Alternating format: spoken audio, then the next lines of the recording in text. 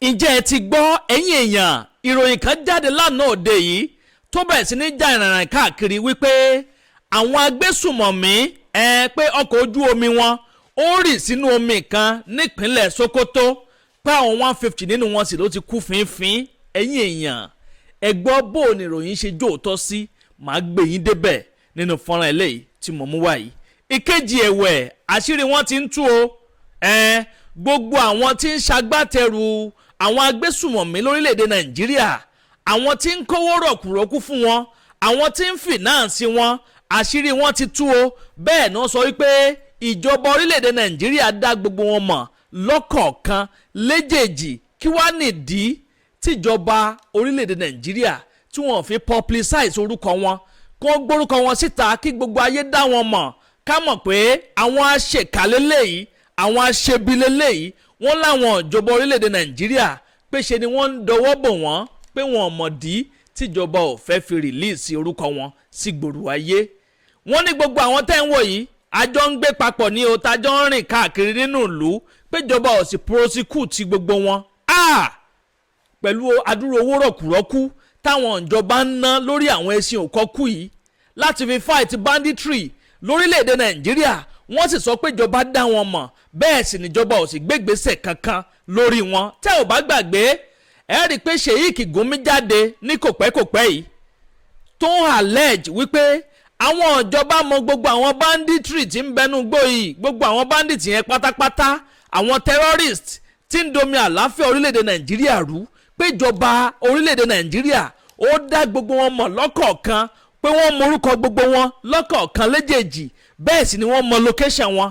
ǹjẹ́ ẹ jẹ́ mọ̀ pé ìjọba orílẹ̀‐èdè Nàìjíríà ò tí ì jáde láti gbà yẹn láti wá debọ́ǹkì ọ̀rọ̀ yẹn. ẹ̀yin èèyàn mo ti gbóhùn tẹ mọ́ jẹ́dé àwọn ọ̀rọ̀ yín yàjóyàjó, ìròyìn ajá àbálẹ̀ lórí ìkànnì Àdàbà tẹlifíṣàn bíi náà lẹ́tì láǹfààní láti máa gbọ́. mo kí gbogbo èèyàn olólùfẹ́ wa káàkiri gbogbo àgbálá ayé níbi tẹ́ ti láǹfààní láti máa wo fọ́nrán yìí. nǹkan ẹyọ kan tí mo fẹ́ kẹ́ ṣe fún wa tẹ́ fi ran iléeṣẹ́ wa lọ́wọ́ náà ni bẹ́ẹ̀ ṣe ń wo fọ́nrán yìí ẹ kàn máa bá ń tẹ like button, kò ná yín ní nǹkan kan, ẹ bá ń like ẹ kẹ́ bá ń comment, ẹ̀yin tẹ́ bá lè comment, ẹ̀yin tẹ́ bá tún wá fẹ́ ṣe fún wa dáadáa ẹ máa bá a pín kínní káàkiri, ẹ máa share sí gbogbo group tẹ́ bá wà pátápátá, ẹ pín sí gbòòrò ayé, ẹ jẹ́ kó kálé kó dẹ́sẹ̀ kùkú, kó kan gbogbo àwọn tó bá yẹ kó kàn, kó tètè kàn wọ́n lára, kán bá tètè gbé ìgbésẹ̀ tó yanrantí.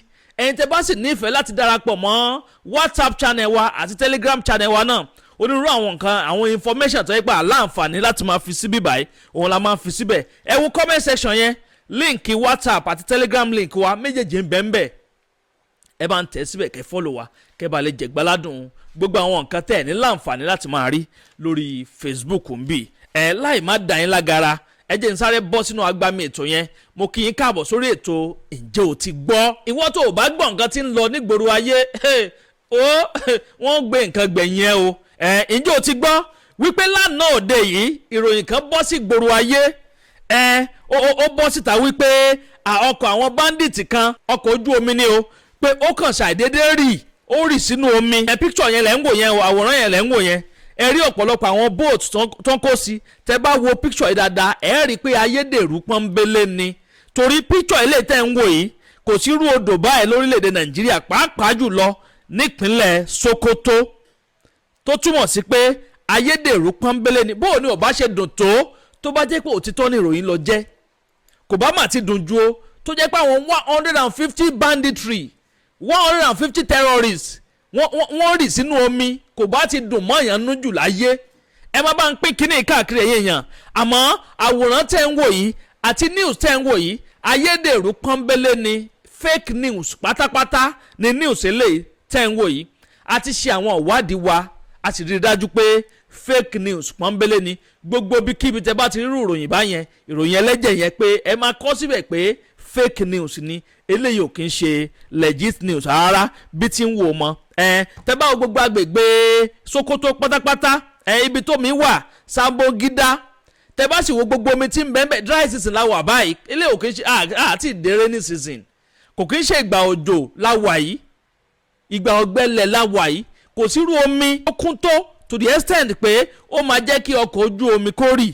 the only omi tó tún ṣe kàráǹgídá tó tún dúró re tán nípínlẹ̀ Sokoto òun ni odò Dokana, odò yẹn lẹ̀ ń wò yìí ṣe ti rí báyẹn ẹ̀yin náà wo omi yìí ṣé irú odò eléyìí gan ṣó lè jẹ́ kí ọkọ̀ ojú omi kó rì, tó túmọ̀ sí pé ìròyìn tẹ́ ń wò yẹn irọ́ òfegè pátápátá ni news yẹn. Mo ní kọ́kọ́ fìyún tòyìn létí ná.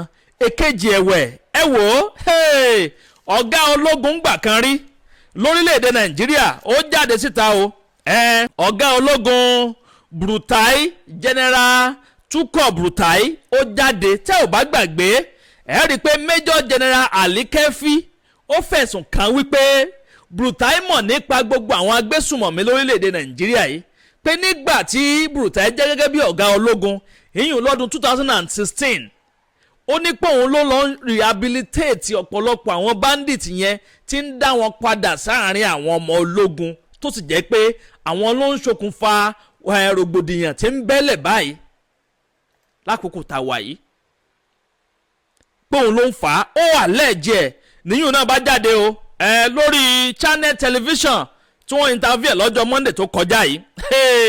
ẹ wò ó ń jábọ́ bẹ́ẹ̀ náà ló ń ré bọ́ọ̀rọ̀.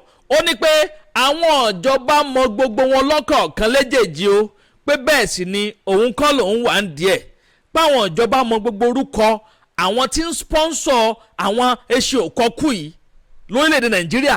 ó láwọn ìjọba orílẹ̀‐èdè Nàìjíríà mọ gbogbo wọn lọ́kọ̀ọ̀kan. ó lóun wàá mọ ìdí o tí ìjọba orílẹ̀‐èdè Nàìjíríà tí wọ́n fi kọ̀ jálẹ̀ wọn ò prosecute wọn gbé wọn sí gbòòrò ayé kí gbogbo ayé dá wọn mọ̀, kí gbogbo àwọn ọmọ orílẹ̀‐èdè Nàìjíríà dá wọn mọ̀ pé àwọn ìka ènìyàn lélẹ́yìí, àwọn ọ̀kà tí ń rìn láàrin èèyàn, àwọn tí ò yẹ kí wọ́n sí nínú ìlú.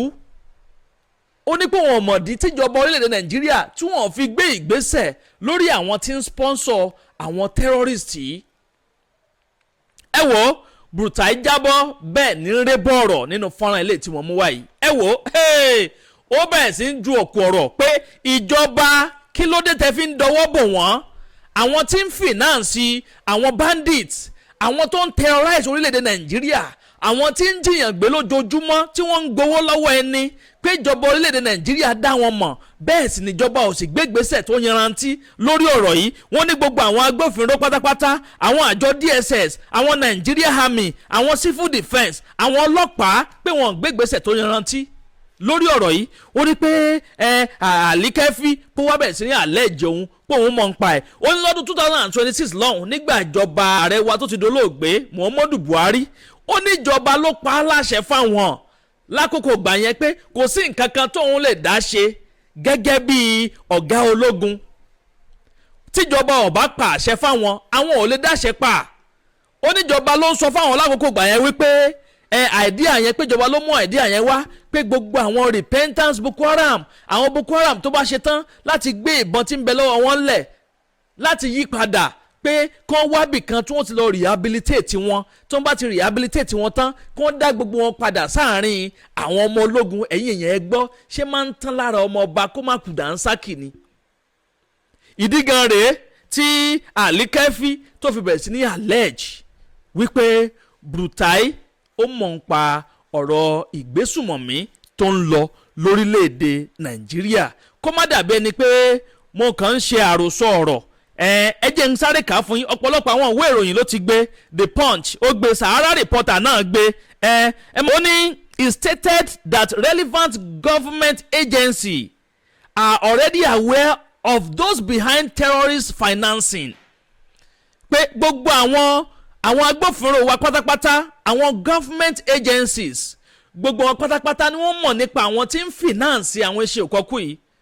àwọn bandit tó ń domi àlàáfíà orílẹ̀-èdè Nàìjíríà láàmú, wọ́n mọ̀ wọ́n. ó wá lóun ò mọ̀ dí tí wọ́n fi publicize orúkọ wọn.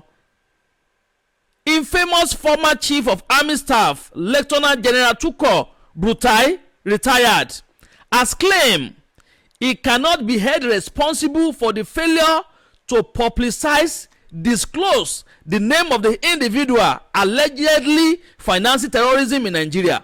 Shengbo, Brutai made this known on Friday while speaking on the channel television's Politics Today, where he stated that relevant government agencies are already aware of those behind financing. You cannot say I should be responsible for naming the finances of terror, Brutai said. It is not just about mentioning names. Those agencies know why the names are not released. Ṣé ń gbọ́? Wọ́n ní gbogbo àwọn agencies yẹn pátá wọ́n mọ ìdí tí wọ́n fi release orúkọ yẹn torí pé kí ni àwọn alágbára kan ní ń bẹ nídìí ọ̀rọ̀ yìí. Àwọn alágbára tó fẹ́ dàbẹ́ ni pé wọ́n ní agbára ju ìjọba lọ torí tó bá jẹ́ pé ìjọba kápá wọn ni wọ́n release wọn, wọ́n lọ gbé gbogbo wọn, wọ́n sì prosecute gbogbo wọn lọ́kọ̀ọ̀kan. Tẹ́ bá wo ibi tí ìṣòro wà lórílẹ̀‐èdè Nàìjíríà báyìí, imagine àwọn kan wà níbì kan tí wọ́n ń kówó rọ̀kùrọ̀kù, tí wọ́n ń ra ìbọn, wọ́n ń rọta àbọn, wọ́n ń feed gbogbo àwọn iṣẹ́ òkọ́kú tí ń bẹ nínú igbó. Wọ́n ti sọ inú igbó yẹn, wọ́n ti sọ di base tó tóbi gidi gan. Ọ̀pọ̀lọpọ̀ àwọn tí wọ́n ti jí gbé tí wọ́n láǹfààní láti escape àbí tí wọ́n san ransom fún tó ń padà wá, wọ́n ń sọ̀rọ̀ à ń gbọ́ tó ní kò sẹ́yìn kankan tó bá wọnú igbó yẹn tó lè ever escape láyé. Pé torí pé kí ni wọ́n ní gate, several gate wọ́n sọ pé wọ́n ní mo ti rí interview kan tẹ́nìyẹn sọ pé wọ́n ní gate 1, gate 2, gate 3 tó sì kó àwọn ẹ̀ṣọ́ síbẹ̀. Wọ́n ti sọ̀rọ̀ terrorism yìí, wọ́n ti sọ di business ńlá lórílẹ̀‐èdè Nàìjíríà. Wọ́n sì allege pé ìjọba mọ̀ gba àwọn tí ń finance àwọn people yìí. Now tó ń bá káàtì àsùn pé wọ́n fẹ́ eradicate terrorism lórílẹ̀‐èdè Nàìjíríà pátápátá. Ṣé àwọn tí wọ́n wà nínú igbó yẹn táwọn ọmọ ológun wa lọ ń destroy yẹn, ṣé àwọn ló yẹ kí wọ́n destroy ni àbí kí wọ́n mọ̀rọ̀ yẹn níbi kùnkùndùn kọ́ mu láti sàlẹ̀? Gbogbo àwọn tí ń finance wọn tó bá kọ́ arrest gbogbo wọn náà tí wọ́n gé ìyẹ́ tí ń bẹ lápá gbogbo wọn, tí wọ́n gba gbogbo owó tí ń bẹ lọ́wọ́ gbogbo wọn pátápátá, wọn ò ní lágbára mọ́. Torí àwọn tí ń bẹ nínú igbó yẹn bá ti rí pé àwọn tí ń kówó fáwọn, àwọn tí ń sponsor àwọn pé wọ́n ti gé ìyẹ́ tí ń bẹ lápá wọn, àwọn náà wọ́n tún èrò orí wọn wọ́n tún pa. Àmọ́ ibi tó yẹ kí ìjọba wa kó ti act, kó ti ṣiṣẹ́ ọwọ́ wọn, àwọn ìjọba ò ṣiṣẹ́. Tó bá jẹ́ pé irọ́ ni Brutai ń pa, ó yẹ káwọn ìjọba ti wá debunk gbogbo nǹkan tó ń sọ yẹn. Sheikh gómìnà jáde lọ́sẹ̀ tó kọjá lọ́hùn tó ní pé ìjọba orílẹ̀-èdè Nàìjíríà wọ́n mọ orúkọ gbogbo àwọn terrorists yẹn lọ́kọ̀ọ̀kan léjèèjì, they know them by names, and ìjọba ò sì gbé ìgbésẹ̀ kankan lórí ọ̀rọ̀ tí Gumi sọ. Tó bá yẹ pé Gumi ń parọ́ ni, ó yẹ káwọn ìjọba ti wá tákù Gumi tàbí kí wọ́n ti lọ gbé Gumi, tó túmọ̀ sí pé Gumi mọ nǹkan tí ń sọ lórí ọ̀rọ̀ yìí. Ẹ̀yin èèyàn, ọ̀rọ̀ yìí gbẹnu tán, ó lékenkà, bẹ́ẹ̀ náà ló pàkàṣọ. Ẹ bá mi comment, kẹ́ máa like, kẹ́sì máa bá mi pín fọ́nrán yìí káàkiri lógúnlógún lọ́gbọ̀nlọ́gbọ̀n kó ba lè kan ọ̀pọ̀lọpọ̀ àwọn èèyàn lára. Tí ò bá gbàgbé gbogbo nǹkan tí Alikefi, ìyún Major General Alikefi ti ń sọ nígbà yìí náà ni pé ó ní he allegedly came out in an interview and made very serious claim that Boko Haram finances are known. Some top people were involved or protected, and it linked Chuko Brutai to issue around terrorism funding or covering suspects. Àwọn allegation tó fi kan Brutai nìyẹn o, kó tó di pé Brutai padà jáde wá rẹ̀ sí ìsìnkí ẹ̀ tó káńtà pé kò sí nǹkan tó jọ o. What Brutai is saying now is Brutai didn't keep quiet at all. He completely denied everything. Tikefi said the allegations are false and malicious, meant to damage his name. Ó ní ó ń gbìyànjú láti fi kíní láti fi bà àwọn lórúkọ jẹ́ ni. Then he took it further. He dragged Alikefi to court and is demanding for 1 billion naira for defamation. Ó ti charge Alikefi sí kóòtù báyìí pé defamation of character, ó fẹ́ borúkọ òun, ó fẹ́ bọ̀ òun lórúkọ jẹ́. 1 billion naira ní nǹkan tó ń béèrè fún nígbà tó gbọ́rọ̀ yẹn dé ilé ẹjọ́. He has never been investigated or convicted for terrorism. Ó ní wọn ti convict òun rí, pé wọn sì ti interrogate òun fún terrorism rí láyé òun látìgbà tóun ti wà nínú iṣẹ́ ológun. Then claims are baseless and misleading.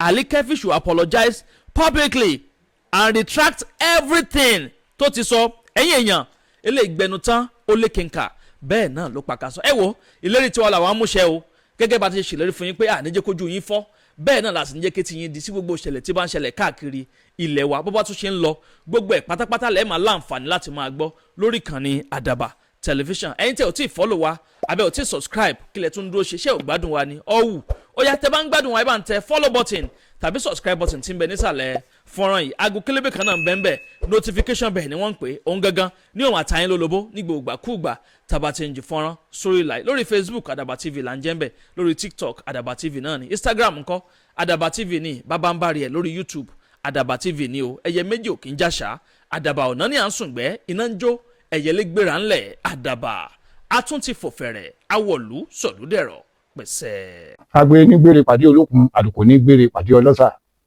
òdìdẹrẹ́ ní gbére pàdé wọn lóde ìwò fún ìwọ ọmọkùnrin tí nǹkan rẹ̀ ò ṣe déédé ìwọ ọmọkùnrin tí ṣàyàwó rẹ̀ ó ṣẹ̀ṣẹ̀ mọ gbọ́ jìgìjìgì lára lójú lọ mú kára rẹ̀ ó tó le ìwọ ọmọkùnrin tó ń retí ọmọ bíbí ìwọ ọmọkùnrin tó fẹ́ ṣe nǹkan tó dáa láyé pẹ̀lú aya rẹ̀ tí ìfàyàlòyà tí ó fi di nǹkan tó dáa ìwọ tátọ̀ rẹ̀ ń sàn tí ò kí tó láti dọmọ ìwọ ọkùnrin tára rẹ̀ ò le ìwọ ọkùnrin ṣẹ̀ẹ̀kan dìde ìwọ ọkùnrin tátàn rẹ̀ ò dúró déédéé ìwọ ọkùnrin tó ń retí ọmọ ìwọ ọkùnrin tó ṣẹ̀ṣẹ̀ ṣègbéyàwó ọgbọ́ capable herbal energy capsule ló nílò fún gbogbo àìṣedéédéé ara rẹ̀ kó o lè jẹ́rìí sọmọ bíbí àti nǹkan tó dáa láti ṣe.